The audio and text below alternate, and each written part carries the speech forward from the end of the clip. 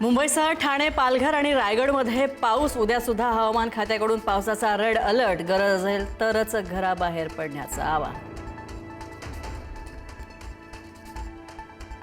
मुसळधार पावसाच्या इशाऱ्यामुळे उद्या मुंबई, ठाणे, नवी मुंबई, पालघर आणि रायगडच्या सर्व शासकीय, खासगी शाळा महाविद्यालय राहणार बंद. तर सुट्टी जाहीर. गरज असेल तरच घराबाहेर पडण्याचं प्रशासनाचं आवाहन.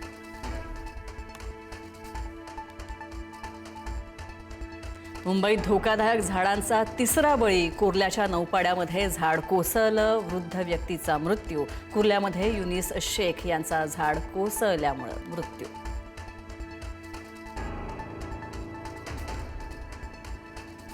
मुंबईच्या आरे कॉलनी परिसरामध्ये चालत्या दुचाकीवर कोसळली झाडाची फांदी. 18 वर्षीय तरुणाचा मृत्यू.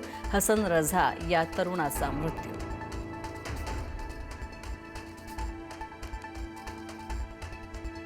कोल्हापूरची पंचगंगा नदी पात्राबाहेर वाहायला सुरुवात. यंदाच्या पावसाळ्यामध्ये पहिल्यांदाच पंचगंगा नदी पात्राच्या बाहेर वाहते. तर पंचगंगा नदीची पाणी पातळी 29 फुटांवर, 33 बंधारे पाण्याखाली.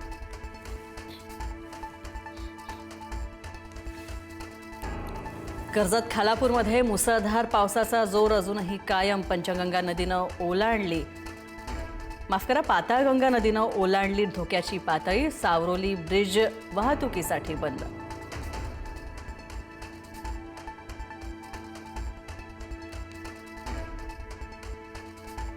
मुंबईत मुसळधार पावसामुळे झाडं पडण्याच्या घटना वाढल्या. दादरमध्ये शिवाजी पार्कसह 3 ठिकाणी झाडांची झाली पडझड. सायन आणि विक्रोळीमध्ये सुद्धा झाडं उन्मळून पडली.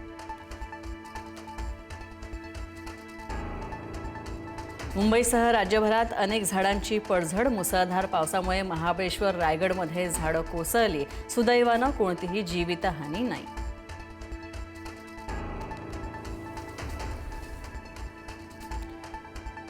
आम्ही हिंदू भोळे आहोत पण मूर्ख नाही.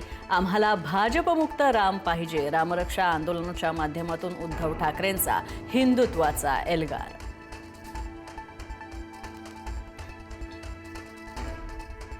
आमदार धीरज लिंगाडे यांना शिंदेंकडून ऑफर. 20 कोटींच्या ऑफरसह आगामी निवडणुकीमध्ये आमदारकीचं आश्वासनही. खासदार संजय राऊतांचा दावा. एशियाटिक सोसायटीच्या अध्यक्षपदी विनय सहस्त्रबुद्धे. एशियाटिक सोसायटी मुंबईच्या निवडणुकीमध्ये सहस्त्रबुद्धे यांचं पॅनल विजयी. कुमार केतकर यांचं पॅनल हरलं.